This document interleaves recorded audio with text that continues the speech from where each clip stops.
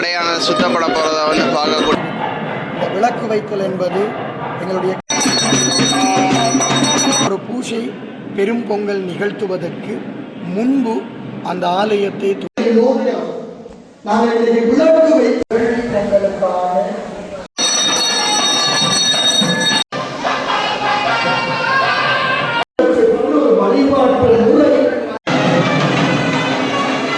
தமிழர்களுக்கு வணக்கம். இன்றைக்கு என்ன கண்டு பார்த்தீங்கன்னா வரலாற்று சிறப்பு மிக்க கவுனாவத்தை நரசிங்கர் வைரவர் ஆலயத்தை விட வெடாந்த வேள்ளி பொங்கல் முன்னிட்டு இன்றைய தினம் விளக்கு வைத்தல் மிகவும் வந்து சிறப்பாகவும் வித்தியாசமாக தான் நடக்கிற இந்த காலில் காட்ட போகிறேன். யாரும் சல்லுக்கு புதுசாக தான் மறக்காம சப்ஸ்கிரைப் பண்ணுங்க. அப்போ நாங்கள் ஈழத்தில் நடக்கிற காலையில் போடும்போது நீங்கள் பார்த்துக்கொள்வீங்க.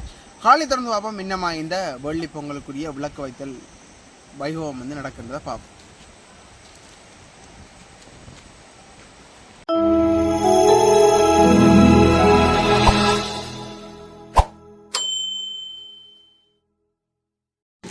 கவுனாவத்தை நரசிங்க வைரர் ஆலயம் வருடாந்த மரவர வேள்வி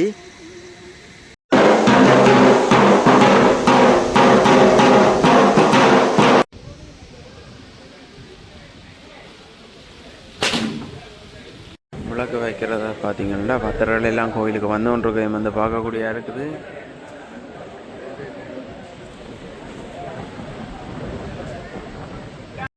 விளக்கு வைக்கிறதுக்கு பார்த்தீங்கன்னா பூசைகள் வந்து நடக்கிறது வந்து பார்க்கக்கூடிய இருக்குது.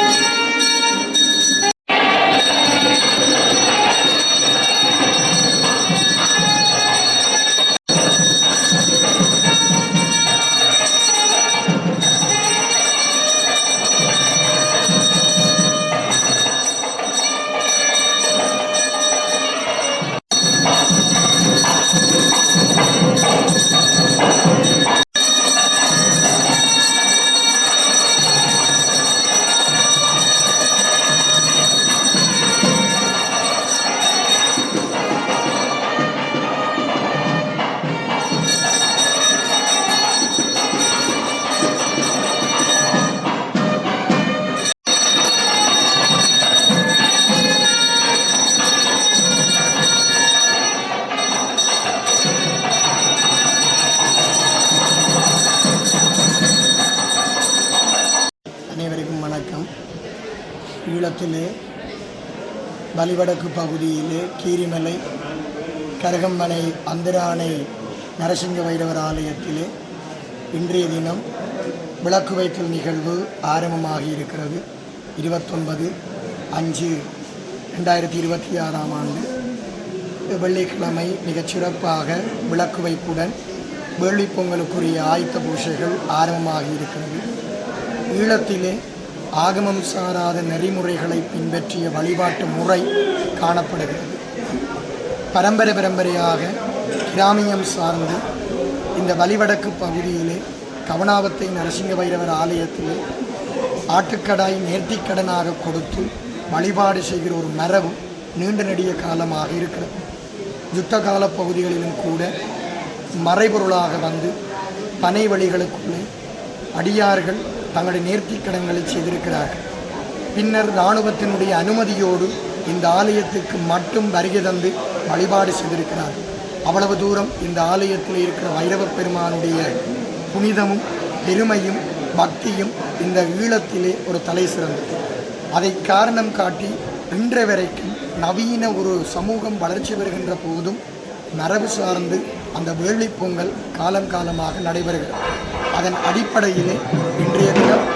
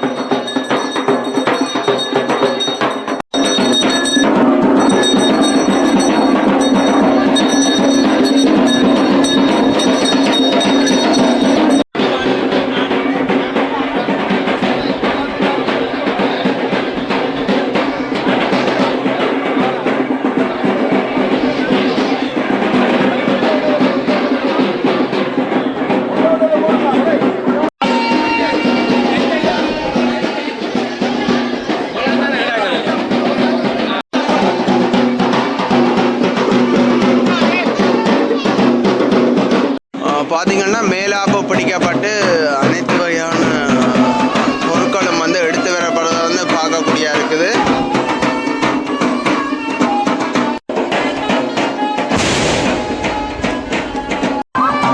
இப்போ பார்த்தீங்கன்னா விளக்கு வைத்தல் நடந்ததுக்கு பிறகு இப்போ வெளியில் எடுத்து சொல்ல வந்து பார்க்கலாம். ஆலயத்தை பார்த்தீங்கன்னா இப்போ மடையான சுத்தப்பட போகிறத வந்து பார்க்கக்கூடிய இருக்குது.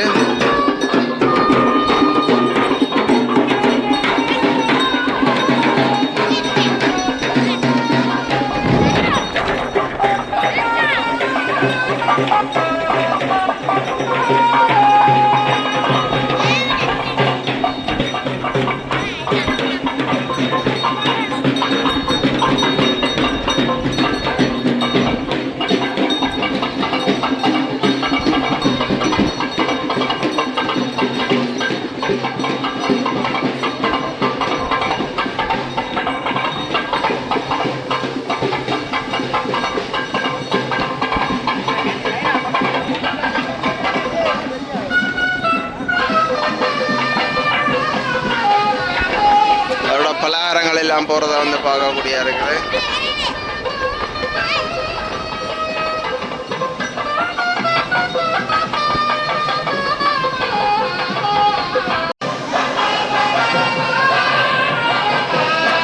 ஆலயத்தை சுற்றி கொண்டு இனி ஆலயத்துக்குள்ள மட போகிறதையும் வந்து பார்க்கக்கூடிய இருக்குது.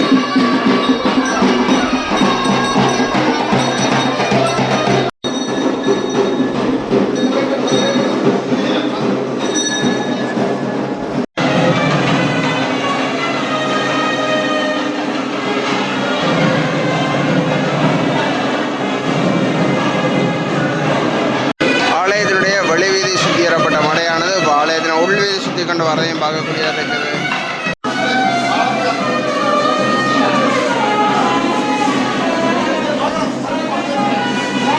மடைபடுவதற்காக கொண்டு வரப்பட்ட பழங்கள் அனைத்தும் வைக்கிறத வந்து பார்க்கலாம்.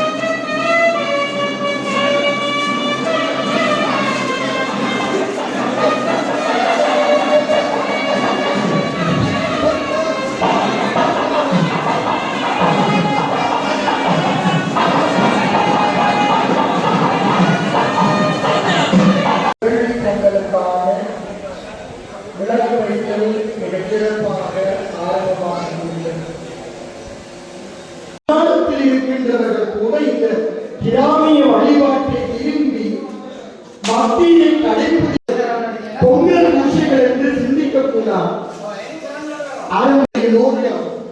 நாங்கள் இன்றைக்கு விளக்கு வைத்தல் என்று சொல்லுகிற போது எத்தனையோ அடியவர்கள் ஒரு வழிபாட்டு முறை இந்த கிராமிய வழிபாடு. அதனால இந்த கபிலாவத்தை நரசிங்க வைத்தவரால் காலமாக எம்பெருமானுக்கு விளக்கு வைத்தல் நடைபெற்றிருக்கிறது. இந்த விளக்கு வைத்தல் என்பது எங்களுடைய கிராமிய வழிபாட்டிலே மிக முக்கியமானது. இது கிராமிய சொல் வழக்கு. விளக்கு வைத்தல் என்பது ஒரு பேச்சு வழக்காக இருந்தாலும் இன்றைக்கு ஒரு எழுத்து ஆவணமாக பயன்படுத்தப்படுகிறது. ஒரு பூஜை பெரும் பொங்கல் நிகழ்த்துவதற்கு முன்பு அந்த ஆலயத்தை துப்புரவு செய்து பொங்கல் பூஜைகளுக்கான ஒரு ஆரம்ப பூஜை நிலையினைத்தான் விளக்கு வைத்தல் என்று சொல்லுவார். இது கிராமிய வழிபாடு நடைபெறுகின்ற ஆலயங்களுக்கு இந்த விளக்கு வைத்தல் என்பது மிகச் சிறப்பாக நடைபெற்று கொள்ளுகிறது. இதை மட்டக்களப்பு அல்லது ஏனைய பிராந்தியங்களில் கதவு திறத்தல் என்று சொல்லுவார். அந்த அடிப்படையிலே யாழ்ப்பாணத்து சொல்மரபு விளக்கு வைத்தல் ஒரு சிறு பூசையினை செய்து அந்த பொங்கலுக்கான ஒரு ஆயத்த பணி. இதற்கு பிறகு இந்த கிராமியம் சார்ந்து பிரதேசம் சார்ந்து பூசைக்குரிய பொருட்களை சேகரிப்பதும் பொங்கலுக்குரிய செயற்பாடுகள் நடவடிக்கைகளை முன்னெடுப்பதும் ஒரு மரபு. அந்த பூசைக்குரிய பொங்கலுக்குரிய வழிபாடுகளை செய்வதற்குரிய ஒரு ஆயத்தமாக இந்த விளக்கு வைத்தல் என்பது நடைபெறுவது. ஆகவே எங்களுடைய சைவ மரபில் ஆகமம் சாராத நெறிமுறையில் இந்த விளக்கு வைத்தல் எம்பெருமானுடைய சன்னிதானத்திலே ஆரம்பமாகி இருக்கிறது. இந்த விளக்கு வைத்தலை தொடர்ந்து இங்கே மடைப்பண்டம் எடுத்தல், இது மடை எடுத்தல் என்றும் சொல்லுவார்கள். கிராமிய வழிபாடுகளிலே மடைப்பண்டம் சேகரித்தல் என்றும் சொல்லுவார்கள். அதாவது பொங்கலுக்குரிய பொருட்களை பிரதேசம் சார்ந்து சேகரித்து வருதல். நாங்கள் ஏனைய பிராந்தியங்களிலே பார்க்கிற போது பாக்கு தெண்டல் என்று சொல்லுவார்கள். தெண்டல் என்பது தண்டுதல் என்ற ஒரு சொல்மரபில் இருந்து வந்தது. தண்டிக் கொள்ளுதல் அல்லது தெண்டிக் கொள்ளுதல் என்று சொல்லுவார்கள். அப்போ பொருட்களை சேகரித்தல், அந்த பாக்குத்தண்டல் என்றது சில பிராந்திய சொல் வழக்காக இருந்தாலும் நாங்கள் அதை மடைப்பண்டம் சேகரித்தல் அல்லது மடைப்பண்டம் எடுத்தல், அதுவும் இந்த ஆலயத்தில் மிகச் சிறப்பாக ஒரு முதியவர்கள் முதலாக இளம் சந்ததி வரைக்கும் அந்த மடைப்பண்டம் பூசைக்குரிய பொருட்களை எடுத்து வருகின்ற ஒரு நிகழ்வும் நடைபெறுகிறது. அது அந்த மடைப்பண்டம் என்றது. அந்த மடைப்பண்டத்துக்கு பிறகுதான் பொங்கல் பூசைகள் நடைபெறும். ஆகவே அடுத்த வாரம் இந்த பூசைக்குரிய பொருட்களை எல்லாம் சேகரித்து முடியும் வரைக்கும் அதை மடைப்பண்டம் என்று தான் சொல்லுவார். அந்த பூசைக்குரிய பொங்கலுக்குரிய பொருட்களை சேகரிக்கிறது. அதற்கு பிறகு விசேஷமாக இங்கே பொங்கல் நடைபெறும். இங்கே இருக்கிற ஒரு கிராமிய மரபு ஆட்டுக்கடாய் நேர்த்திக்கடனாக கொடுக்கப்படும். அதனுடைய ஒரு மடை பரவுதல் நிகழ்வு இங்கே விசேஷமாக நடைபெறுவது வழமை. அந்த அடிப்படையிலே அது காலங்காலமாக மரபு சார்ந்து பின்பற்றப்படுகின்ற நிகழ்வு என்ற அடிப்படையிலே அதை எத்தனையோ காலங்களிலே அதற்கு ஒரு துர்க்குணங்கள் அதுக்கு தடை விதிக்கப்பட்ட போதும் அது கிராமம் சார்ந்து அது எங்களுடைய ஒரு மரபு பண்பாடு அதை கொடுக்கவில்லை என்று சொன்னால் எங்களுடைய ஊரில் இருக்கிறவர்களுக்கு ஏதாவது துர்க்குணம் நடக்கும் என்ற ஒரு மரபை இன்று வரைக்கும் காவாந்து பண்ணி அந்த ஆட்டுக்கடாய் வாகனத்தை அவர்கள் ஒரு நேர்த்தியாக கொடுக்கிற ஒரு மரபு இந்த கவனாவத்தை நரசிங்க வைரவர் ஆலயத்தில் இருக்கிறது. அது மட்டுமன்றி 8ஆம் மடை பூசையோடு இந்த பொங்கல் மடை நிறைவு பெறும். அந்த பொங்கல் செய்வதனுடைய நோக்கம் பைரவ பெருமானை மகிழ்ச்சிப்படுத்துவது, பைரவ பெருமானை குளிர்ச்சிப்படுத்தி தங்களுடைய துன்பங்கள் நோய்கள் தீர்க்க வேண்டும் என்பது மிக முக்கியம். இந்த வைகாசி மாதத்தில் விசாக நன்னாளில் இந்த பொங்கல் மையப்பட்டு ஆரம்பிக்கப்படுகிறது. உண்மையிலே இந்த வைகாசி விசாகம் என்று சொல்லுகிற போது பல ஆலயங்களிலே குளிர்த்திப்பாங்கு சடங்குகள் ஆரம்பமாகும். பல ஆலயங்களிலே உற்சவம் நிகழ்த்தப்படுகிறது. இந்த விசாகத்தை மையப்படுத்தி கிராமியம் சார்ந்து வழிபாட்டு முறைகள் பின்பற்றப்படுகிறது. அந்த அடிப்படையிலே தான் நரசிங்க வைரவ பெருமானுக்கும் இந்த பொங்கல் பூசை இந்த மாதத்திலே ஆரம்பிக்க பெற்றிருக்கிறது. இது ஒரு எங்களுடைய தமிழினத்தினுடைய ஒரு வீர வழிபாடு என்று சொல்லலாம். ஒரு குலதெய்வ வழிபாட்டு முறை, காவல் தெய்வ வழிபாட்டு முறை. எத்தனையோ இடர்களுக்கு அப்பாலும் இன்று வரைக்கும் இந்த சமூகம் இந்த வழிபாட்டை கடைபிடிக்கிறது என்று சொன்னால் நரசிங்க வைரவ பெருமான் மீது இருக்கிற பக்தி அளவற்றது. அந்த பக்தியினாலே தான் இந்த வழிபாடு இன்று வரை நிலை பெற்று கொண்டிருக்கிறது.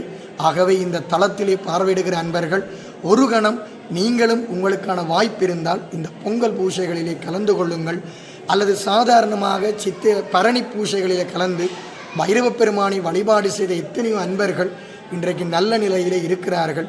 துன்பம் தீர்க்கின்ற ஒரு வைரவ பெருமான் கிராமிய வழிபாட்டில் இருந்து வந்த தெய்வம், அகோர தெய்வம், எத்தனையோ அடியார்களுடைய துன்பங்களை போக்கி இருக்கிற தெய்வம். எனவே இந்த பொங்கல் உற்சவம் ஆரம்பிக்க பெற்றிருக்கிறது. அடுத்த வாரம் இந்த பொங்கல் வெகு சிறப்பாக நடைபெற இருக்கிறது.